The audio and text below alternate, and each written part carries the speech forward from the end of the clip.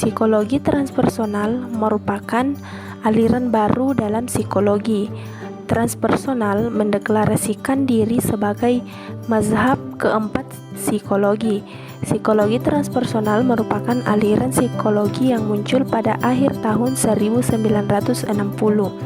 Adapun pengertian psikologi transpersonal yaitu kata transpersonal terdiri dari dua kata, yaitu trans yang berarti beyond atau melewati dan personal yang artinya diri manusia.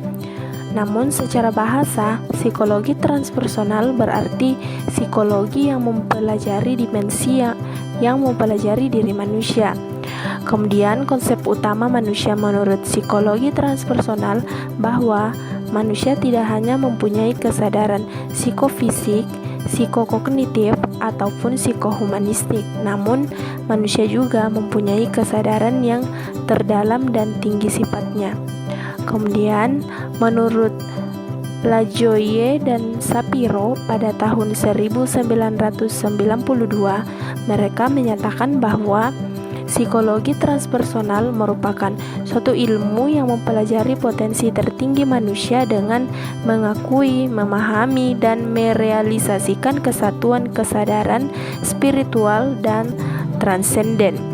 Adapun menurut Daniel pada tahun 2013, ia berpendapat bahwa psikologi transpersonal termasuk ke dalam bidang ilmu yang sifatnya normatif atau normatif disiplin, yaitu ilmu yang secara aktif mendorong transformasi pada diri manusia. Kemudian, kemunculan psikologi transpersonal dipengaruhi oleh beberapa faktor. Faktor yang pertama yaitu ada faktor sosial, budaya, dan politik.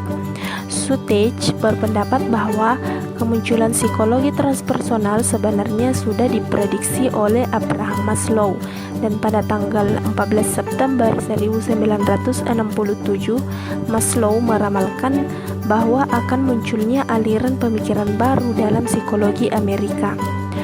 Faktor sosial yaitu di mana pada saat itu ada gerakan perlawanan ke minoritas yang mengacu pada gerakan-gerakan Amerika Serikat yang kemudian ditujukan untuk melarang diskriminasi rasial terhadap orang Amerika dan memulihkan hak suara mereka.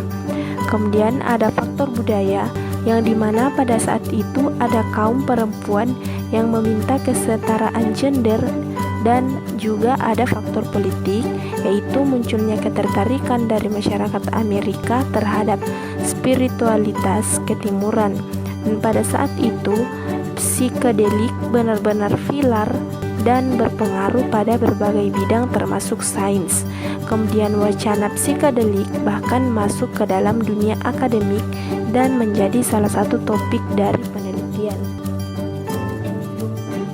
Adapun faktor kedua yaitu ada faktor penggunaan psychedelic drugs. Pada tahun 1960 terjadilah era yang dimana maraknya penggunaan psychedelic drugs untuk mendapatkan perubahan sementara pada level kesadaran atau disebut dengan altered state of consciousness. Dan pada saat ini orang yang mengalami pengalaman psikedelik ini, orang akan mengalami perluasan kesadaran dan mengalami hal-hal baru yang sebelumnya tidak disadari. Penggunaan psikedelik juga dimanfaatkan untuk kepentingan terapi, di mana menurut Grove LCD dapat membuat pasien mengalami pengalaman transpersonal yang tidak dialaminya dalam kehidupan nyata. Dan semakin tinggi dosis LCD yang diberikan, maka semakin kaya pengalaman transpersonal yang disampaikan oleh pasien. Dan faktor yang ketiga yaitu adanya ketidakpuasan terhadap aliran pemikiran sebelumnya. Di sini terdapat ketidakpuasan terhadap aliran behaviorisme, psikoanalisis, dan juga humanistik.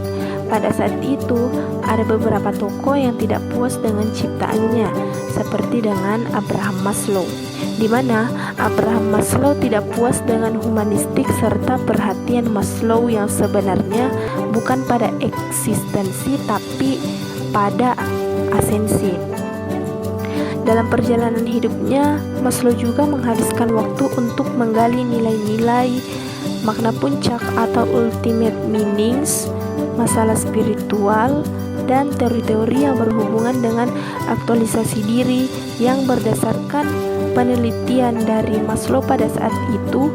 Ia kemudian sampai pada kesimpulan bahwa ada motif untuk mengaktualisasikan nilai-nilai transpenden yang sifatnya universal dan pada setiap orang yang sudah mencapai tahapan aktualisasi diri.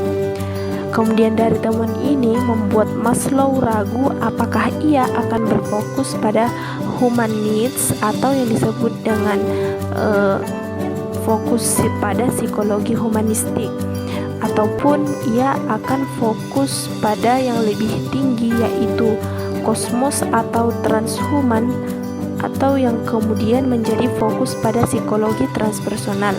Namun Maslow akhirnya memilih untuk mendirikan psikologi transpersonal yang lebih berfokus pada dimensi spiritual manusia.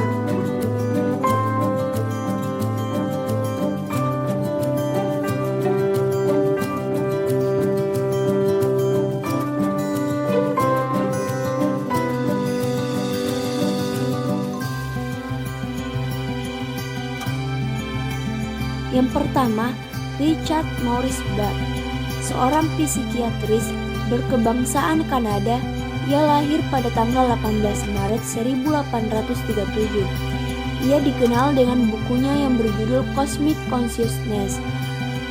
Buku yang sebenarnya sudah diselesaikan pada tahun 1898, akan tetapi baru mendapatkan penerbit setahun sebelum meninggal dunia, yaitu pada tahun 1901. Teori mengenai cosmic consciousness diawali dengan pengalaman mistik yang dialami sendiri. Bach termasuk orang yang suka membaca, termasuk baca puisi. Nah, pada malam hari selepas membaca puisi, Bach tiba-tiba merasa dikelilingi cahaya dan rasa gembira. Bach merasakan mental exaltation, yaitu perasaan sejahtera, bahagia, penting, dan kuat. Kemudian melakukan penelitian hingga sampailah pemikiran bahwa kesadaran manusia ternyata bertingkat. Dalam bukunya, Bach menjelaskan bahwa simple consciousness merupakan kesadaran sederhana yang juga dimiliki binatang. Kesadaran terhadap apa yang dilihat atau didengar, kesadaran terhadap anggota tubuh yang dimiliki, termasuk kesadaran sederhana. Self-consciousness, kesadaran manusia pada umumnya, kesadaran terhadap identitas diri, proses berpikir, dan perasaan. Cosmic consciousness merupakan kesadaran puncak yang dimiliki setiap orang. Ini merupakan kesadaran akan kehidupan dan tatanan alam semesta yang ditandai dengan peningkatan derajat moral, perasaan melayang, kegembiraan kesenangan, pengertian moral, rasa keabadian, serta kesadaran akan kehidupan yang kekal.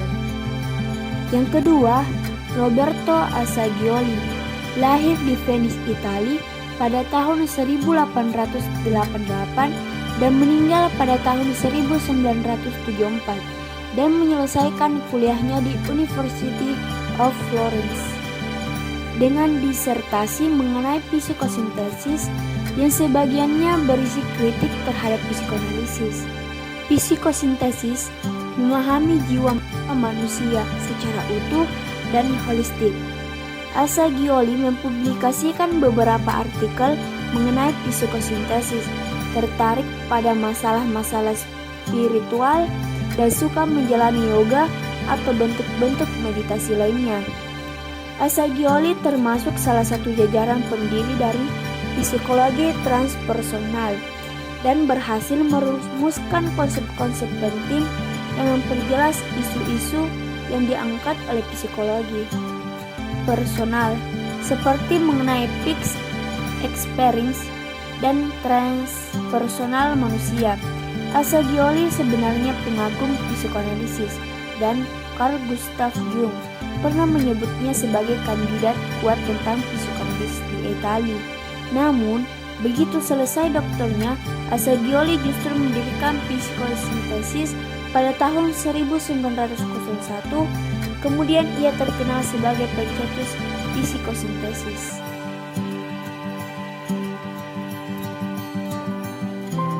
Kenneth R. Wilber II seringkali dipanggil psikologi transpersonal. Yang pertama ada Kenneth R. Wilber II. Kenneth R. Wilber II seringkali dipanggil dengan Ken Wilber. Dia dilahirkan pada tanggal 31 Januari 1949 di Oklahoma City. Di sekolah, Ken Wilber dikenal sebagai anak yang cerdas dan selalu menjadi yang terbaik di kelas. Ia kemudian kuliah di Duke University. Orang tua Ken Wilber menginginkannya menjadi seorang dokter. Namun, Ken Wilber merasa apa yang dipelajari bukanlah apa yang diinginkannya. Ia kemudian keluar dan melanjutkan kuliah sarjana muda, kimia dan biologi, dan masternya biofisika dan biokimia di University of Nebraska, Lincoln. Pada tahun 1973, dia berhasil menyelesaikan buku pertamanya yang berjudul The Spectrum of Consciousness. Buku ini menjelaskan bahwa kesadaran manusia itu ibarat spektrum dengan panjang gelombang yang berbeda-beda. Menurutnya, tidak ada satu pendekatan psikologi pun yang dapat menjelaskan spektrum kesadaran tersebut dengan baik. Ia mengusulkan integral psikologi yang dapat menjelaskan spektrum kesadaran manusia. Yang kedua ada Stanislav Grof. Grof lahir pada tanggal 1 Juli 1931 di Cekoslovakia. Grof adalah seorang psikiater dan pernah menjadi kepala penelitian psikiatrik di Maryland Psychiatric Research.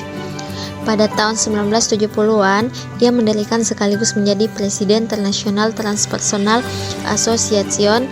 Fokus penelitian Grof adalah mengenai non-ordinary states of consciousness.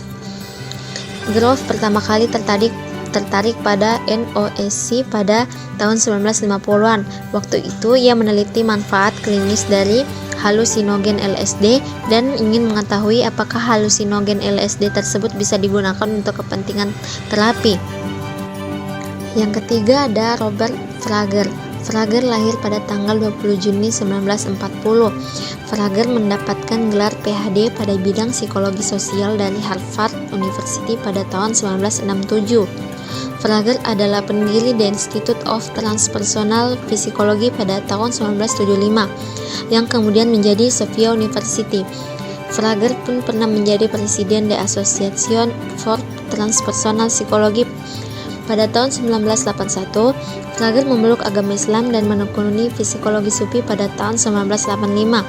Dikukuhkan sebagai mursyid. Buku-buku yang ditulisnya antara lain Personality and Personal Growth. Saya akan menjelaskan mengenai psikologi yang berbasis agama. Jauh sebelumnya kemunculan ilmu psikologi, agama sudah memberikan penjelasan mengenai hakikat dan karakteristik manusia. Selain itu juga, William James pernah mengundang biksu Anagarika Dharmapala untuk memberikan kuliah di Harvard Universitas pada akhir tahun 1903.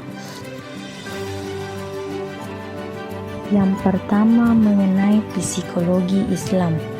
Psikologi Islam merupakan psikologi yang dibangun berdasarkan pandangan manusia menurut Islam, yang bersumber dari Al-Quran dan As-Sunnahnya, serta tetap memperhatikan prinsip ilmiah.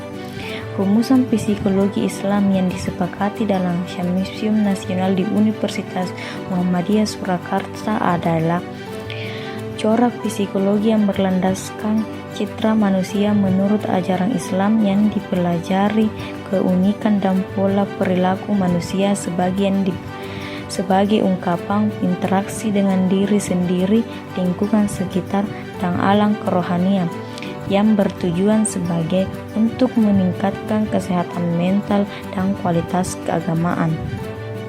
Selain itu pula, psikologi Islam mempunyai pemahaman bahwa dimensi manusia tidak terbatas pada aspek biologis, psikologis, dan sosial semata, tetapi juga meliputi aspek rohani ataupun spiritual. Selain itu, psikologi Islam dibangun dan dikembangkan berdasarkan epistemologi Islam yang mempunyai keyakinan bahwa sumber pengetahuan yang dijadikan sebagai rujukan, serta dalam mengembangkan ilmu psikologi bukan hanya hasil penelitian terhadap ayat-ayat kauniyah semata, tetapi juga penelitian terhadap ayat-ayat kauliyah atau Al-Quran dan As-Sunnah. Kedua pengetahuan tersebut, baik yang diperoleh dari ayat kauniyah dan ataupun kauliyah, sifatnya setara dan satu sama lain bisa saling menginformasikan ataupun mengklasifikasikan. Yang kedua ada latar belakang kemunculan psikologi Islam. Latar belakang kemunculan psikologi Islam, salah satu yaitu munculnya psikologi Islam yang terlepas dari ide islamisasi ilmu pengetahuan, yang dimana ide islamisasi itu adalah ilmu pengetahuan sendiri yang muncul pada tahun 1980-an, yang pertama kali digagas oleh Ismail Razi Al-Faruqi, Malik Babikir Badri pada tahun 1932 sampai sekarang, yang dimana Malik Babikir juga dianggap sebagai tokoh yang paling depan dalam mengembangkan psikologi Islam. Badri sendiri lahir pada tanggal 16 Februari 1932 di Sudan. Selain itu, Badri juga tercatat sebagai psikolog di Baristis Psikologi dan merupakan Dewan Pakar Psikologi di UNESCO. Dan Badri juga pernah menjadi dekan di Fakultas Pendidikan University of Khartoum, Sudan pada tahun 1977 sampai 1980 dan Universitas of Juban, Sudan pada tahun 1983 sampai 1984. Salah satu karya monumental Badri adalah bukunya yang berjudul The Dilemma of Muslim Psychology, yang dimana dipublikasikan pada tahun 1978. Di dalam buku ini sebenarnya merupakan makalah yang dipresentasikan pada Ikatan Ilmuwan Sosial Muslim Amerika dengan judul Muslim Psychology Intellectual Whole atau Psikologi Muslim dalam Lubang Biawak. Selain itu, Badri juga menyampaikan kritiknya terhadap berbagai aliran psikologi seperti behaviorisme Watson, psikologi Freud, ataupun Child terapinya Rogers. Psikologi dianggapnya terlalu absurd menjelaskan mengenai perilaku manusia hanya berdasarkan dorongan seksual yang tidak disadari, dan proses terapi yang solusinya diserahkan kepada klien, yang dimana dianggapnya justru menghilangkan nilai dari suatu proses terapi, khususnya ketika berhadapan dengan klien dari luar barat atau dalam bidang terapi. Juga Badri berhasil menyampaikan kritiknya tentang teknik baru dalam sistem denasation. Materi yang terakhir adalah perkembangan psikologi Islam. Perkembangan psikologi Islam sudah cukup pesat, yang dimana psikologi Islam sudah banyak dikembangkan di berbagai belahan dunia dan sudah diakui oleh psikologi modern, seperti yang diinginkan oleh Al-Faruqi dalam pengembangan ilmu psikologi. Selain itu juga ada terkait perkembangan psikologi Islam yang digambarkan dalam 5 tema, yaitu tema pertama, pernyataan antara model psikologi barat dengan keyakinan dan praktik Islam. Dalam tema ini diakui model psikologi barat sebagai sesuatu yang sesuai dengan nilai-nilai Islam. Yang kedua, pengakuan terhadap sejarah psikologi Islam, yang dimana pada tema ini muncullah beberapa tulisan yang mengungkapkan kembali mengenai kontribusi pada abad pertengahan. Dan yang ketiga, munculnya model teoritas dalam kerangka Islam, yang dimana beberapa artikel dan buku ditawarkan dengan model teoritas. Keempat, pengembangan teknik intervensi, yang dimana intervensi dan psikoterapi yang menggunakan perspektif Islam, dan yang terakhir pengembangan instrumen-instrumen pengukuran, yang dimana dalam penelitian ini yang bertujuan untuk mengembangkan instrumen pengukuran yang pernah dilakukan.